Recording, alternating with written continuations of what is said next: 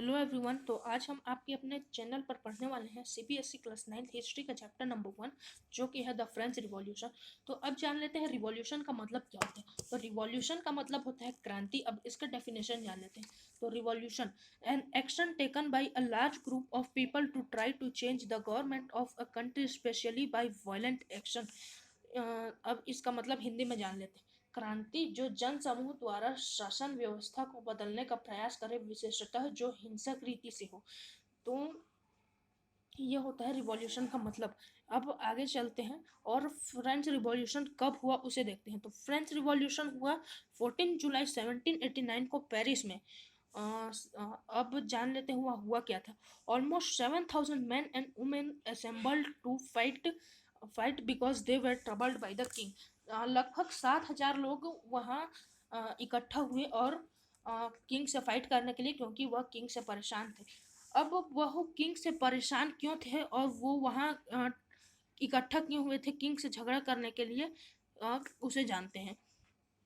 तो वह इसलिए हुआ क्योंकि जो किंग था उसे पीपल, उनकी प्रजा पे इंटरेस्ट नहीं था, उसे तो इंटरेस्ट था अपनी रानी पे।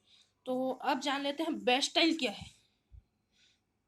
That day 17 July 1789 people with gun entered Bastille। उस दिन 17 जुलाई 1789 को जो वहाँ की प्रजा थी वह बेस्टाइल में घुस गई अपने अपने हथियारों के साथ। अब बेस्टाइल क्या था? Bastille was a jail. जो बेस्टाइल था वो एक जेल था। This jail shows the power of the king. यह जो जेल था वह राजा की पावर को बताता था। अब angry people killed the commander of the jail and released all the prisoners of the jail. अब जो एंग्री पीपल थे, जो गुस्से में जो प्रजा थी, वह बेस्टाइल में जाके वहाँ के कमांडर को मार देती है और जो वहाँ के कैदी रहते हैं, प्रिजनर रहते हैं, उन्हें जेल से छुड़वा देती है। It was a memorable day in French revolution. ये जो दिन था वह मेमोरेबल था, यादगार दिन था फ्रेंच रिवॉल्यूशन में। अब जान लेते हैं history of French revolution. History of French revolution जान लेते हैं। तो the man behind the anger of people was Louis 16।